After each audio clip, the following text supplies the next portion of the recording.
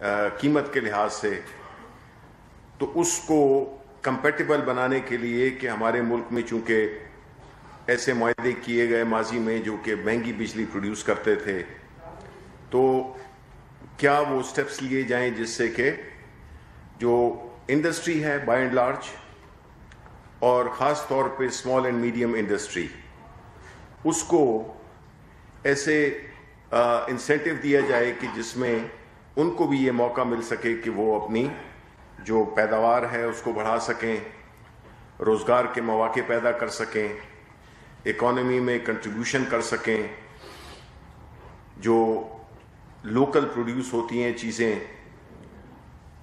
اس سے امپورٹ کی بھی سبسٹیٹیوشن ہو، اور کئی چیزیں ایسی جو کہ ہم باہر سے منگواتے ہیں اور جس میں بڑا قیمتی زر مبادلہ خرچ ہوتا ہے، اس کو بھی بچایا جائے، اور خاص طور پہ روزگار کے موقع پیدا کیے جائیں۔ تو اس سلسلے میں جو سٹیپس لیے گئے وہ یہی تھا کہ جو اسمال اینڈ میڈیم انڈسٹری ہے 1 نومبر سے، اور جو باقی انڈسٹریز ہیں ان کے لیے جو اضافی بجلی جو استعمال کریں گے اس پہ 25% کا ان کو ریلیف دیا گیا ہے، اور اسی طرح جو 2 ٹیرفز ہوتے تھے یا 2 ریٹس جو ہوتے تھے، سلیب ہوتے تھے، ان کو یکجا کر دیا گیا، یعنی ایک ہوتا تھا پیک کے وقت اور ایک ہوتا تھا آف پیک آورز، وہ ہوتے تھے جو کہ 7 سے 11 کے علاوہ تھے۔ اس سے یہ ہوتا تھا کہ جتنی بھی انڈسٹری چلتی تھی وہ پھر 7 بجے تک چلتی تھی، اور پیک آورز چونکہ اس کے ریٹ زیادہ ہوا کرتے تھے تو وہ ختم کر دیا گیا ہے۔ اب کوئی پیک آور نہیں ہوگا، اور وہ جو سلیبز تھے وہ ختم کر دیے گئے ہیں۔ تو اس سے بھی یہ ایک موقع دیا ہے کہ وہ انڈسٹریز جو کہ تیسری شفٹ میں بھی کام کرنا چاہتی ہیں، وہ ان کے لیے بھی یہ آسانی ان کو ملے۔ اس سے ہوگا کیا کہ جو اکنامک ایکٹیویٹی ہے وہ بھی اٹھے گی، اور جو اسمال میڈیم انڈسٹری والے ہیں ان کو بھی ایک بڑا رعایت ملے گی۔ اب ان ساری چیزوں کا مقصد یہی ہے کہ حکومت ہر وہ اقدام کر رہی ہے جس سے کہ جو معاشی سرگرمیاں ہیں ان میں تیزی آئے۔ جو آلریڈی تیزی آئی ہے اس سے بھی وہ زیادہ، کیونکہ جب یہی ہوگا تو تب ملک میں خوشحالی بھی آئے گی، لوگوں کے پاس روزگار آئے گا، اکنامک ایکٹیویٹی جنریٹ ہوگی، اور اس سے روزگار کے مواقع بھی پیدا ہوں گے۔ تو ایک طرف یہ انڈسٹریز کے لیے، پھر ہاؤسنگ سیکٹر کے لیے آپ کو پتہ ہے کہ جو مراحت دی گئی ہیں نیا پاکستان پروجیکٹ میں، جس میں کہ غریب لوگ اپنے گھر خرید سکیں گے ایک بہت ہی آسان قسطوں کی، جو کہ ان کے کرائے کی صورت میں اپنی گھر کی ملکیت کا باعث بنیں گے، وہ ہو گیا۔ پھر اس طرح جتنی بھی حکومت کر سکتی ہے وہ ایکٹیویٹیز کر رہی ہے جس میں کہ ایک اکنامک ایکٹیویٹی پیدا ہو۔ اس کے علاوہ جو جنرل باتیں ہوئیں وہ تو آپ کو میں یہ دے رہا ہوں، اور جس میں کہ آپ دیکھ لیں گے کہ کن کن موضوعات پہ گفتگو کی گئی۔ دوسری بات، اب ذرا سیاسی سائٹ پہ آتے ہیں، وہ یہ ہے کہ ہم نے دیکھا کہ پچھلے 1 مہینے سے جس طرح کے اپوزیشن جو کہ پی ڈی ایم کے نام پہ اس وقت متحرک ہے، ایک ایسے بیانیے کو لے کے چلی، اور وہ بیانیہ جو کہ اس ملک کے اداروں، اس ملک کی جو ایک ریاست کا جو ایک مقام ہے اس کو نقصان پہنچانے کی کوشش کی گئی۔ آپ نے دیکھا ہے کہ جو ہی اس اپوزیشن کا جب یہ ان کو کلیئر ہو گیا کہ اب ان کے پاس کوئی اور پتہ ہے نہیں، آخری پتہ انہوں نے فیٹف کے بل کی صورت میں کھیلا جس کی انہوں نے مخالفت کی.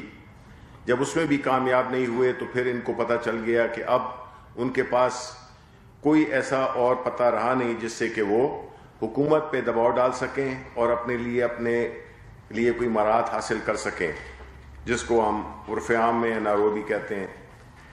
اب ایسی صورتحال میں جب اپوزیشن جس کے پاس نہ تو کوئی پروگرام ہے نہ اس کے پاس کوئی ماضی کا ریکارڈ ہے، جو کہ انہوں نے 40-50 سال اس ملک میں حکومت کی اور اس ملک کا جو حال کیا، اس ملک کی معیشت کا، اس ملک کے اداروں کا، اس ملک میں جو ایک لا قانونیت جسے کہتے ہیں رول آف لا، اس کا کلچر کیسے انہوں نے پروگریسولی ختم کیا، کس طرح سے انہوں نے ذاتی مفادات کو قومی مفادات پہ فوقیت دی، کس طرح جو لوگ تھے، عوام تھے، وہ انٹیلیجنٹ ینگ جنریشن جو کہ اس ملک کے لیے بہت کچھ کر سکتی تھی، اقرا پروری کے کلچر کو فروغ دیا، جس کی وجہ سے جن کی سفارش نہیں ہوتی تھی وہ لوگ دل برداشتہ ہو کر ملک چھوڑ گئے. اور یہ وہ ٹیلنٹ جس کو کہ ہم برین ڈرین کہتے ہیں، سب سے زیادہ نقصان پہنچایا اس نے ہمارے ملک کو، کہ ہمارا جو بہترین ذہن تھے وہ اب ممالک میں اپنی جو ان کی صلاحیتیں اس کو استعمال میں لا رہے ہیں. تو اس سے بڑی بدقسمتی کیا ہو سکتی ہے؟ تو اگر دیکھا جائے تو انہوں نے اپنی، جب یہ حکومت میں تھے، یہ قانون سے بھی بالا تر تھے، یہ قانون اپنی مرضی کے مطابق، اپنی سہولت کے مطابق یہ قوانین بھی بنا لیتے تھے. ایسا روز کی صورت میں انہوں نے ہر ادارے کو کرپٹ کیا. نتیجتاً آج یہ حال ہے کہ آپ کسی بھی ادارے میں بھی جائیں تو آپ کا کام میرٹ پہ کم ہی ہوتا ہے. اس کے علاوہ جو رہی صحیح کسر تھی وہ انہوں نے اب جب اپوزیشن میں آئے، جس میں کہ یہ کبھی الیکشن کی بات کرتے ہیں، الیکشن، اور کل میں سن رہا تھا شاید خاقان عباسی وہ کہہ رہے تھے کہ الیکشن یہ ہوا اور الیکشن وہ ہوا. تو دیکھیں شاید خاقان عباسی، آپ کو پتہ ہے کہ آپ اپنا الیکشن ہار گئے تھے اپنے آبائی گاؤں سے، اپنے آبائی حلقے سے، پھر آپ نے جا کے لاہور میں لڑا، ادھر آپ جیت گئے. تو یہ کیسے ہو سکتا ہے کہ جو ہارے الیکشن وہ غلط ہے اور جو جیتے وہ ٹھیک ہے؟ یہی حال مولانا فضل الرحمان کا ہے کہ ان کے بیٹے جیتے تو وہ الیکشن ٹھیک ہے، مولانا ہارے تو وہ غلط ہے. مقدمات کو لے لیں تو جو فیصلے ان کے حق میں آئیں تو وہ ٹھیک ہے اور جو ان کے خلاف آئیں وہ ٹھیک نہیں ہے. رانا ثناء اللہ ذکر کر رہے تھے. آپ رانا ثناء اللہ مجھے یہ بتائیں کہ جب آپ کی حکومت تھی اور آپ اس وقت ایک بڑے اہم وزیر تھے تو ماڈل ٹاؤن کا جو سانحہ تھا جس میں کہ آپ نے خواتین پہ گولیاں چلائیں، کتنے لوگوں کو آپ نے شہید کیا، ان لوگوں کا حساب کون دے گا؟ وہ حساب تو آپ ہی نے دینا ہے، کیونکہ کوئی بھی حکومت اپنے عوام پہ اس قسم کی ظلم نہیں کر سکتی. یہ ماضی کے وہ سیاہ واقعات ہیں جس سے کہ آپ اپنے آپ کو بالکل علیحدہ رکھنا چاہتے ہیں. ایاز صادق صاحب وہ کہہ رہے ہیں کہ جی پوسٹرز لگے ہیں، یہ پوسٹرز ہم نے بالکل نہیں لگائے. آپ نے خود عوام کا جو غم و غصہ ہے وہ اپنی طرف راغب کیا ہے. آپ نے جو باتیں پارلیمنٹ پہ کی اس پہ نہ تو آپ کو ندامت ہے اور نہ آپ اس کے بارے میں اسی جگہ پہ کھڑے ہیں جس میں کہ آپ کا جو لیڈر ہے، جو کہ بھرپور جس کی کوشش ہے کہ وہ مسلم لیگ پاکستان بنائے، وہ باہر بیٹھ کر باہر کی دھرتی پہ یہاں پہ قانون سے فرار اختیار کر کے اور ایک ایسا بیانیہ ڈیولپ کر رہا ہے جس میں کہ اس کا کوئی نقصان نہیں ہے. اس کی ساری جائیدادیں باہر ہیں، اس کی اولاد باہر ہے، اس کے جتنے بھی بزنس انٹرسٹ ہیں وہ اس ملک سے باہر ہیں. تو ان کو کیا فرق پڑتا ہے اگر اس ملک میں خدا نخواستہ کوئی ایسی انارکی ہوتی ہے یا کوئی ایسی اکانومی میں ایسی نیگیٹو چیز آتی ہے تو ان کا تو سب کچھ باہر ہے اور یہ تو مزوں سے ہیں. پرابلم تو ہم اور آپ جیسوں کو ہے. تو جو بیانیہ لے کے یہ چل رہے ہیں, جس میں انہوں نے گجرانوالے میں جو کیا, پھر کراچی میں قائد اعظم کے مزار پہ کیا, پھر کوئٹہ میں آزاد بلوچستان کے نعرے, اردو کے خلاف باتیں, یہ سارا جو نیگیٹو پروپیگنڈا جو وہ کر رہے ہیں, اس کی پذیرائی میرا تو نہیں خیال ہے کہ پاکستان کے عوام ان میں سے کسی ایک چیز کو بھی ان کو انڈورس کرتے ہوں. آپ تو حساب دیں, اس ملک میں جو کچھ بھی یہ آج ہو رہا ہے, یہ مہنگی بجلی ہو گئی, یہ جو مہنگی LNG ہو گئی, یہ جو مہنگائیاں, یہ جو قرضے, یہ جو اداروں کو مفلوج کرنا, یہ تو ہم بھگت رہے ہیں نا. اور ہم اللہ تعالیٰ کے فضل سے عمران خان کی قیادت میں ہم یہ ساری چیزوں کو ٹھیک کر رہے ہیں, اور 2 سال میں ٹھیک نہیں ہوتی ہیں. ہماری ڈائریکشن بھی ٹھیک ہے, ہماری کمٹمنٹ بھی وہی ہے, بلکہ اس سے زیادہ ہو گئی ہے.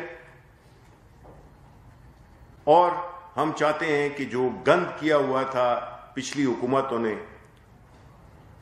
چاہے وہ آپ سندھ کی حکومت لے لیں, اب سندھ کا حال آپ کو پتہ ہے, چاہے کراچی سے لے کر اور باقی اندرون سندھ میں بھی آپ دیکھ لیں, اب وہ گئے ہوئے ہیں لوگوں کو ورغلانے کے لیے گلگت بلتستان.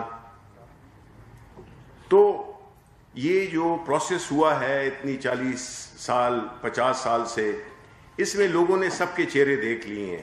یہ نہیں ہے کہ جی ایک جائے گا اور ایک آئے گا, جس طرح کہ پہلے ہوتا تھا کہ ایک کی حکومت ختم ہوئی, دوسری کی آئی, اس کی ختم ہوئی, پھر انہیں کی آ گئی. اب تو جو یہ سارا تذبذب, سارا اضطراب, ساری جو بے چینی ہے اپوزیشن میں, وہ یہی ہے کہ اب وہ پہلے تو وہ جسے کہتے ہیں کہ آپس میں ان کا ایک گٹھ جوڑ تھا, اب تھرڈ پارٹی آ گئی ہے PTI کی صورت میں. تو یہ جو سارا جو یہ چیزیں یہ کر رہے ہیں, ایک ملک میں ایک بے یقینی اور ایک اضطراب اور ایک اس کی بے یقینی کی جو صورتحال کریٹ کر رہے ہیں, وہ بنیادی طور پہ اپنی جو ان کی جو ذاتی مسائل ہیں, قانونی مسائل ہیں, ان کو حاصل کرنے کے لیے یہ سارا ایسے ہوا میں مٹی اڑا رہے ہیں. یہ ان کی جو کوشش ہے بری طرح سے ناکام ہوگی, چاہے وہ جلسے کر لیں, 10 پارٹیوں کے جلسے کر لیں. ہمارا آپ نے دیکھا کہ جس طرح میں نے پہلے بھی کہا تھا کہ جتنے جلسے یہ کر رہے ہیں ہمارا ایک صوبائی لیڈر کرتا ہے. PTI سے بڑے جلسے کسی نے بھی نہیں کیے. تو ہمیں جلسوں سے کوئی وہ نہیں, ہمیں اگر اختلاف ہے وہ ان باتوں کا ہے جو کہ وہ کر رہے ہیں, کیونکہ پاکستان کی تاریخ میں کبھی ایسا ہوا نہیں. لاکھ سیاسی مخالفتیں رہی ہوں, لاکھ ایجیٹیشن ہوئی ہو, لیکن جو ریاست پاکستان پہ جو ضرب لگائی جا رہی ہے وہ بالکل ایکسیپٹیبل نہیں ہے. وہ یہ نہیں ہے کہ صرف حکومت کو ایکسیپٹیبل نہیں ہے, وہ یہ نہیں ہے کہ ریاست پاکستان کو ایکسیپٹیبل نہیں ہے, وہ پاکستان کے عوام کو ایکسیپٹیبل نہیں ہے. کیونکہ ہم نہیں چاہتے ہیں کہ اس ملک میں کوئی ایسا ماحول آ جائے جس طرح کہ خدا نخواستہ جس طرح کہ لیبیا ہے, جس طرح کہ عراق ہے, جس طرح کہ سیریا ہے, جس طرح کہ افغانستان ہے, اس طرح کا یہ ملک بن جائے, جو کہ ہمارے دشمنوں کی کوشش ہے. ان کی بھرپور کوشش ہے کہ اس ایک ایسا ملک جو کہ اسلامی ملک ہے, جو ہر اسلامی کاز میں ایک لیڈر کا کردار ادا کرتا ہے, ایک ایٹامک پاور ہے. یہاں کے لوگ, چونکہ یہ ریاست بنی ہی تھی اسلام کے نام پہ, اس کو ہمارا یہ مکمل یقین ہے کہ یہ اللہ تعالیٰ کی مرضی کے مطابق یہ ملک بنا, اور اس ملک کو نقصان کوئی انشاءاللہ نہیں پہنچا سکتا. چاہے جتنے بھی ہوں جنہوں نے نقصان پہنچانے کی کوشش کی, ان کا انجام بھی ہم سب جانتے ہیں. ہم اس ملک کو کسی صورت میں بھی اس سچویشن میں نہیں چھوڑیں گے جس میں کہ ہمارا جو ایک قومی تشخص ہے, جو ہماری اقدار ہیں, جو ہمارے جو سیاسی ڈھانچہ ہے, جو ہماری نظریاتی, جو ہماری جغرافیائی سرحدیں ہیں, اس پہ پوری طرح سے ہمارا دشمن سرگرم عمل ہے. اور جو موجودہ اپوزیشن ہے وہ انہی کے ہاتھ میں کھیل رہی ہے. وہ ایک ایسا بیانیہ لے کے چل رہی ہے جس سے کہ پاکستان کو نقصان پہنچانے کے مترادف ہے. یہ بات میں اس لیے بھی دوبارہ کرتا ہوں کیونکہ یہ ایک بہت ہی اہم چیز ہے. حکومتیں اہم نہیں ہوتی. اصل چیز ہے جو کہ پاکستان ہے، یہ ملک ہے اور اس کے عوام ہیں. حکومتیں بھی آتی جاتی رہتی ہیں. تو ہم کوئی ایسی تقاریر، کوئی ایسا ایکشن، کوئی ایسی جسے کہتے ہیں بات، اس کو ہم بالکل نہ برداشت کریں گے، نہ اجازت دیں گے کہ ایک نفرت پہ مبنی، ذاتی مفادات پہ مبنی ایک بیانیہ بنایا جائے جس کا کہ صرف اور صرف جو ہے جو بینیفیشری ہے، جس کو فائدہ ہو، وہ یہ چند 2 فیملیز ہیں. مولانا صاحب تو ان کے ساتھ ہمیشہ رہے ہیں، کسی ایک کے ساتھ کبھی دوسرے ساتھ، وہ ایک کامن فیکٹر ہے. تو ہم ان کو اس چیز کی بالکل اجازت نہیں دیں گے اور ہم یہ امید کرتے ہیں کہ پاکستان کے عوام بھی اسی جو غم و غصہ پایا جا رہا ہے، خاص طور پہ انہی کے جدھر سے کہ وہ بلانگ کرتے ہیں، جس کے نام پہ وہ آج کل سیاست بھی کر رہے ہیں، وہ انہوں نے بالکل اس کو ریجیکٹ کر دیا ہے. اب یہاں پہ ایک بات بھی کی گئی کہ نواز شریف، شہباز شریف کی فیملی کے خلاف مقدمات کو ختم کیا جائے. یہ موصوف کی ڈیمانڈ ہے. یہ آج کی جو پریس کانفرنس کی ہے اس کی یہ ڈیمانڈ ہے کہ ان کے خلاف کیسز ختم کیے جائیں. ظاہر ہو گیا وہ چاہتے یہی ہیں. ساری جو پورا جو پاکستان کو اوپر انہوں نے سر پہ اٹھایا ہوا ہے اپنی باتوں سے، اس کا ایک ہی لائن میں وہ انہوں نے آج خود کہا ہے کہ نواز شریف اور شہباز شریف اینڈ فیملی کے خلاف کیسز. تو میری پی ایم ایل لیڈر کی جس میں کہ کچھ سینئر ایلیمنٹس بھی ہیں، کچھ ایسے لوگ بھی ہیں جو کہ ان کے اس بیانی سے، بلکہ اکثریت ان کے اس میں اتفاق نہیں کرتی، لیکن باوجود اس کے یہ اتنے اس اپنے ذاتی مفادات کو حاصل کرنے اتنے یہ اندھے ہو چکے ہیں کہ ان کو کوئی ندامت نہیں ہے کہ وہ اپنے ذاتی فوائد مانگیں. یہ رانا ثناء اللہ نے کہہ دیا، یہی بات جو ہے تو باقی بھی یہی کر رہے ہیں. تو آپ ایک فیملی کے لیے جو ہے تو یہ پورے اس نظام کو داؤ پہ لگانا چاہتے ہیں، سوال نہیں پیدا ہوتا. انشاءاللہ ہم آنے والے دنوں میں بھی اس کو دیکھیں گے اور جو بھی اس قسم کے ماحول کریٹ کر رہا ہے یا اس قسم کا ایک بیانیہ ڈیولپ کر رہا ہے جو کہ ڈائریکٹلی دشمنوں کو بینیفٹ کرتا ہو، پاکستان کے عوام اس کی سختی سے مخالفت کریں گے. بہت شکریہ. سر، معاشی اشاریے جیسے آپ نے بتایا ماشاءاللہ بہت اچھے جا رہے ہیں، لیکن جو عوامی مفاد کے ایک سوال ہے سر، جب چینی سے متعلق رپورٹ آئی تھی تو اس وقت چینی کی قیمت 70 روپے کلو تھی اور رپورٹ میں یہ بتایا گیا تھا کہ ایکس ملک جو ہے پرائس 38 سے 42 روپے کلو ہونی چاہیے، لیکن اس کا جو ہے نقصان ہوا، جیسے ندیم افضل جان نے کہا 38 سے 42 تو نہیں ہو گئی تھی سر. رپورٹ میں یہ تھا کہ ایکس ملک دیکھیں ہر فیکٹری کی ایک جو ہے نا اس کی جسے کہتے ہیں بنانے میں جو خرچہ آتا ہے اس کے اوپر وہ پروفٹ آتا ہے. تو کچھ کی جو بڑی فیکٹریز ہوتی ہیں ان کا جو کاسٹ ہوتی ہے اکانومی آف اسکیل کی بنیاد پہ وہ ریٹ کم ہوتا ہے اور جو چھوٹی ہوتی ہیں ان کا زیادہ ہوتا ہے. تو لیکن ایوریج یہی ہے کہ کوئی 60 اور 50 کے درمیان کوئی ریٹ بنتا ہے. سر رپورٹ جب آئی تھی تو اس وقت 70 روپے تھی اور آج 110 روپے. ہمیں بار بار بتایا گیا کہ ایکشن ہو رہا ہے، سی سی پی بھی کر رہی ہے، سب کچھ ہو رہا ہے. حماد اظہر کو یہ ٹاسک سونپا گیا تھا، لیکن 6 مہینے سر اس کو تقریباً گزر چکے ہیں، لیکن وہ ریٹ روزانہ بڑھ جاتا ہے. اب 100 روپے تھی، اب 110 ہو چکی ہے. تو یہ نیچے کب آئے گی؟ امپورٹ بھی کی گئی، لیکن اس کو بھی یہ بتایا گیا کہ جب چینی امپورٹ ہوگی تو 10 سے 15 روپے فی کلو کم ہوگی، لیکن وہ کم نہیں ہو رہی. سر اس کی وجہ کیا ہے؟ آپ تک جو معلومات ہے وہ تو بتا دیں. دیکھیں اس میں کوئی شک نہیں ہے، لیکن چینی کی جو قیمتیں ہیں وہ ابھی جو چینی ہم نے امپورٹ کی ہے، دیکھیں اس کا بھی ایک بڑا بریفلی میں آپ کو بیک گراؤنڈ بتا دوں کہ دیکھیں ہمارے ملک میں جو ریکارڈ کیپنگ ہے یہی تو ہے کہ جب ہم چیزیں ایک ایسے طریقے سے کریں جس طرح کہ جی ٹیکس والوں کو دکھانے کے لیے ایک کھاتا ہے اور جو اصل کھاتا ہے وہ دوسرا ہے، اسی طرح جو سٹاک کی جو پوزیشن ہوتی ہے وہ اگر آپ غلط دکھائیں گے، یعنی کم سٹاک ہو آپ زیادہ دکھائیں کہ جی وہ ایکسپورٹ الاؤڈ ہو جائے، مختلف قسم کے حربے ہوتے ہیں، تو اس میں جب تک کہ ریکارڈ ٹھیک نہیں ہوگا، حکومت کو تو جو فگرز دیے جاتے تھے اس کی بنیاد پہ فیصلے وہ کرتی تھی. تو اب یہ ایک نظام لایا جا رہا ہے جس میں کہ اس کی باقاعدہ ٹریکنگ ہوگی، کہ سٹاک ٹیکنگ ہوگی کہ کس فیکٹری کے پاس کتنا سٹاک پڑا ہوا ہے، چاہے وہ گندم کی صورت میں ہو چاہے وہ شوگر کی صورت میں ہو. ایک اور میکنزم بھی ہم سوچ رہے ہیں جس میں کہ اس پہ بار کوڈ لگایا جائے، جس میں کہ پتہ چل سکے کہ کہاں جا رہی ہے کہاں نہیں جا رہی. اس قسم کے میکنزم پلیس ہیں. ظاہر ہے کہ اس میں تھوڑا سا ٹائم لگتا ہے، لیکن اس قسم کے تدابیر پہ بھی کام ہو رہا ہے.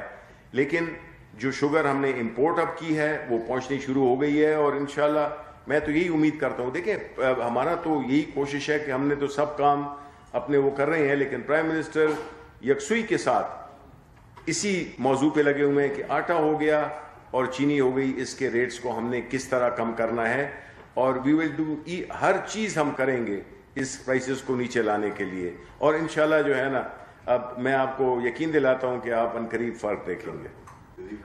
نسیم صدیقی صاحب آپ کا. نسیم صدیقی اب تک نیوز.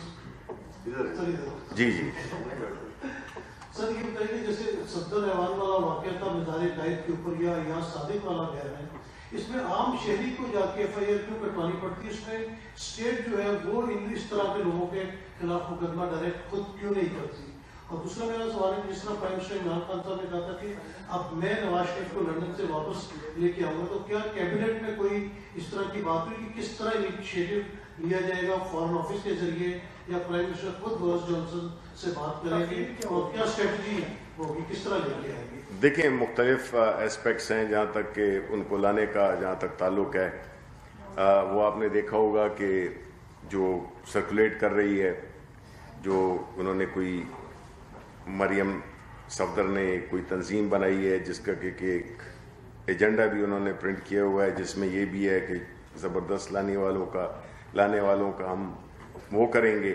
تو اس کا مطلب ہے کہ ان کو بھی پریشر ان پہ ہے کہ یہ انشاءاللہ یہ کام ہوگا. دیکھیں یہ فورن آفس کے تھرو اس وقت ہو رہا ہے، اور پرائم منسٹر ذاتی طور پہ بھی جب وہ مناسب سمجھیں گے ان قریب کہ ان سے پرائم منسٹر سے، چونکہ ادھر ایک کووڈ کی سچویشن ہے ابھی خاص طور پہ ان دنوں میں، تو اس کو ہم نے اپنی طرف سے جو بھی ہمارا ہو سکتا ہے وہ ہم کریں گے. لیکن یہ بات مبرر نہیں کرتی ہے نہ پاکستان یہ مسلم لیگ کو اور نہ نواز شریف کو کہ وہ اس چکر میں رہیں کہ چونکہ ایکسٹریڈیشن ٹریٹی نہیں ہے تو وہ وہاں پہ رہیں. اگر تو ان کو پاکستان کے قوانین کا، وہ ملک جنہوں نے اس کو 3 دفعہ وزیر اعظم بنایا، اس کا فرض نہیں بنتا ہے کہ وہ قانون کے سامنے اپنے آپ کو پیش کرے. لیکن آپ ان کا مائنڈ سیٹ دیکھیں، یہ ان کا مائنڈ سیٹ ہے کہ انہوں نے یہ بنایا ہوا ہے کہ یہ قانون سے بالا تر ہے، قانون آپ اور میرے جیسوں کے لیے ہے، یہ قانون سے مبرہ ہیں، یہ بادشاہت میں بلیو کرتے ہیں، تو قانون کی کوئی اہمیت ہی ان کے لیے نہیں ہے. ان کا مقصد صرف اقتدار میں آنا، اپنے کاروبار کو بڑھانا اور اپنی دولت کو بڑھانا ہے. یہ ایک بیماری ہے ان کو، ورنہ جتنے انہوں نے بنا لیے ہیں، عام آدمی ہو تو کہے کہ یار میں اب اس کو آرام سے کھاؤں گا پیوں گا، ٹھیک ہے. لیکن یہ جو ہے تو اللہ تعالیٰ نے جو وہ ایک ہرس اور ایک اس کا ایک وہ کیا ہے سمن بکمن امیون فارمولا جو، یہ تو ان کی آنکھوں پہ اور کانوں پہ ان پہ پردے ہیں. وہ نہیں چاہتے کہ ہمارے ساتھ وہ سلوک کیا جائے جس میں کہ عام بندوں کے ساتھ جو سلوک ہوتا ہے. تو ان کو بھی چاہیے، ان کی پارٹی کو بھی چاہیے کہ وہ دباؤ ڈالیں کہ اگر ایسی بات ہے، دیکھیں باہر رہ کے آپ انقلابی نہیں بن سکتے ہیں. آپ ادھر آئیں گے، آپ ادھر اگر جو بھی آپ نے بات کرنی ہے آپ یہاں سے کریں، آپ اپنے دوسروں کی زمین کو استعمال نہ کریں، آپ کسی اور کا ایسٹ نہ بنیں. یہ تو دیکھیں ہمارے ہاں یہ بدقسمتی سے یہی ہو جاتا ہے کہ دیکھیں قائد اعظم کا وہ ہوا، مزار کا ہوا، تو بجائے اس کے کہ ہوتی کہ کیپٹن صفدر نے اور مریم نواز نے بےحرمتی کی ہے قائد کے مزار کی، اس پہ ہو گیا کہ جی وہ آئی جی اغوا ہوا تھا، وہ یہ ہوا تھا، وہ ہوا تھا. بھائی جو اصل جرم ہے اس پہ تو کوئی بات کریں. اسی طرح اس پہ ہو رہا ہے کہ جی ہم کیسے لائیں گے ان کو. اس پہ نہیں ہو رہا کہ وہ بندہ جو ہے تو قانون سے مفرور ہو کے باہر بیٹھا ہوا ہے. اس پہ نہیں ہونا چاہیے کہ جی کیسے وہ باہر سے بیٹھ کے ایک تو اپنے آپ کو قانون کے سامنے نہیں پیش کر رہا اور اس کے اوپر سے وہ ایسی تقاریر کر رہا ہے، ایک ایسا ماحول اس ملک میں بنا رہا ہے جو کہ ملک کے لیے خطرناک ہے. تو یہ سوال تو یہ کرنے چاہیے کہ آپ کس طرح سے انڈیا کو خوش کر رہے ہو، چاہے آپ کا مقصد یہ ہو یا نہ ہو. آپ یہ باتیں کر کے ہماری دشمنوں کو خوش کر رہے ہیں. ہمیں ملک کو بدنام کرنے کے لیے آپ کے بیانات کافی ہیں. جو بھی ہو رہا ہے دوسرے ہمسایہ ملک میں وہ آپ کو سب کو پتا ہے. تو اس لحاظ سے ایک تو یہ بات ہوئی. دوسرا آپ کا سوال تھا اسٹیٹ ایف آئی آر کیوں نہیں کٹواتے. دیکھیں انڈیویجول ایف آئی آرز، دیکھیں ہر ملک کا ادھر کافی لوگ جو ہیں ان میں غم و غصہ پایا جاتا ہے. اسٹیٹ نی جرک ریئیکشن نہیں کرتی ہے کہ ادھر یہ ہوا اور ادھر سے پھر فوراً کوئی ایسا، تو وہ اس پہ ہے اور آپ کو یہ ایسے نہیں جائے گا کہ جی بس ہو گیا تو مٹی پاؤ. ایسی بات نہیں ہے. یہ ریاست پاکستان کی بات ہو رہی ہے. جی یہ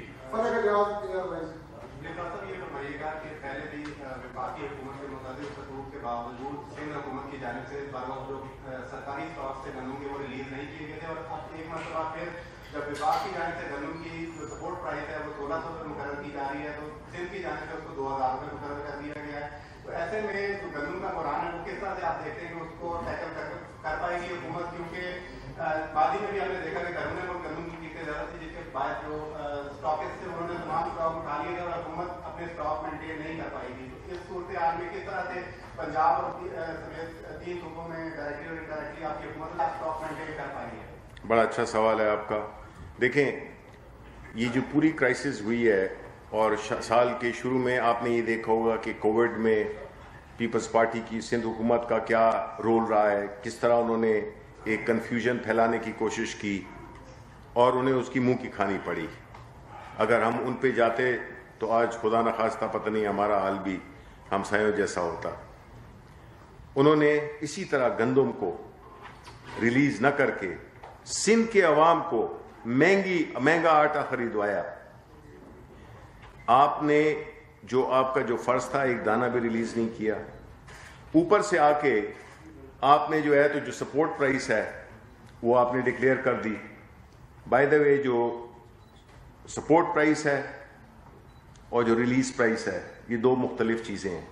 جو سپورٹ پرائس کا جو مینڈیٹ ہے وہ فیڈرل حکومت کے پاس ہے، وہ صوبائی حکومت نہیں کر سکتی. لیکن یہ بنیادی طور پہ شر پسند لوگ ہیں. انہوں نے شر پھیلانے کی کوشش کی ہے کہ انہوں نے ایک ایسی، اور مجھے آپ بتائیں ہم چاہتے ہیں کہ ہمارے کسان بھائی جو کہ اتنی محنت کرتے ہیں ان کو اس کا فائدہ ملے، لیکن آپ مجھے بتائیں کہ ہم نے ایک طرف یہ اگر 2000 کی قیمت کر دی تو آٹا اس سے سستا ہوگا کہ آٹا مہنگا ہوگا؟ ظاہر ہے کہ آٹا مہنگا ہوگا. تو آپ اس قسم کی چیز نہیں کر سکتے. یہ پیپلز پارٹی سندھ حکومت کی ایک بہت ہی بدنیت پہ مبنی ایک اقدام ہے جس کا کہ وہ سیاسی فائدہ اٹھانا چاہتے ہیں. کچھ ان کو وہ کر کے کہ 2000 روپے ہم نے کر دی. دیکھیں یہ فیصلے اس طرح نہیں ہوتے ہیں. یہ میں یہی کہتا ہوں کہ یہ ان کا 18ویں ترمیم بنانے کا مقصد ہی یہی تھا کہ انہوں نے ایک نیشنل پارٹی کو جو کہ ایک پوری ملک کی پارٹی تھی اس کو ایک چھوٹے سے علاقے میں علاقائی جماعت بنا دیا. یہ ان کی نیتوں. یہ قاہرہ صاحب کہتے تھے کہ جی ہم نے 80 کی دہائی میں جمہوریت کو دیکھا ہے. آپ نے 80 کی دہائی میں جمہوریت کو دیکھا ہے؟ وہ پیپلز پارٹی کدھر ہے؟ وہ پیپلز پارٹی تو گئی. یہ تو جو ہیں یہ تو پیپلز پارٹی نہیں ہے. تو جو کردار رہا ہے اس آٹے کے بحران میں اور چینی کے بحران میں پیپلز پارٹی سندھ حکومت کا، وہ انتہائی شرمناک ہے. وہ ایک ایسی سیاست کھیل رہے ہیں جس میں کہ پورے ملک کو وہ نقصان دے رہے ہیں کیونکہ یک طرفہ طور پہ فیصلے کرنے یہ جو ہے تو اس کا مطلب یہی ہے کہ آپ پاکستان کو پورا پاکستان کو نہیں آپ سمجھتے کہ وہ آپ کے ملک آپ کے اس کے حصہ ہے.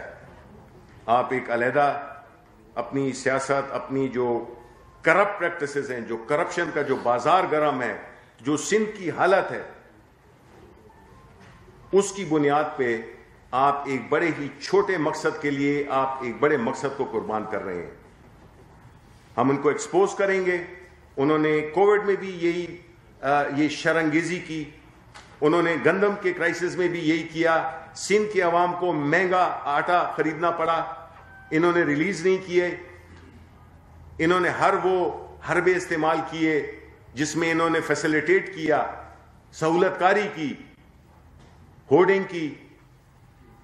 یہ بھی ایک ہورڈنگ ہے نا کہ سرکاری ہے جو کہ اس کا کام ہے ریلیز کرنا گندم کو, وہ نہیں کر رہی ہے تو یہ ہورڈنگ نہیں ہے, ذخیرہ اندوزی نہیں ہے, تو یہ کیا ہے؟ اس کا جواب دینا پڑے گا. ادھر گلگت بلتستان کے لوگ پوچھیں گے کہ جی آپ تو یہ کر رہے ہیں اور ادھر آ کے آپ کہہ رہے ہیں کہ جی میں ادھر یہ کر دوں گا ادھر یہ کر دوں گا. تو جو سندھ حکومت کی جو پالیسیز ہیں جس میں کہ آج ہماری ایک میٹنگ ہو رہی ہے فائنانس منسٹر صاحب اور ہمارے جو فوڈ کے اور اکنامک افیئرز ڈویژن کے منسٹرز ہیں یہ مل رہے ہیں اور ہم ایک ایسی سپورٹ پرائز دینا چاہ رہے ہیں جو کہ ہمارے کے لیے بھی فائدہ مند ہو اور پاکستانی عوام کے لیے بھی فائدہ مند ہو. ایک چیز دوسری کی قیمت پہ نہیں ہوگی. تو یہ ایک میچور طریقے کام کرنے کا ایک طریقہ ہے, نہ یہ کہ آپ جو ہے تو کسی چیز کی ایک مصنوعی قلت پیدا کر دیں جو کہ سندھ حکومت مسلسل کر رہی ہے اور کرتی رہی ہے, جس کی وجہ سے یہ سارا کرائسس پیش ہوا ہے. کیونکہ پنجاب سے کیونکہ سستی تھی, ہم نے سبسڈی بھی دی ہوئی تھی, وہ گندم اوپر کی طرف جاتی تھی. اس وجہ سے جو پورا جو سپلائی چین ہے اس کو انہوں نے ڈسٹرب کر دیا. تو اس کی ذمہ دار پیپلز پارٹی ہے, سندھ حکومت ہے.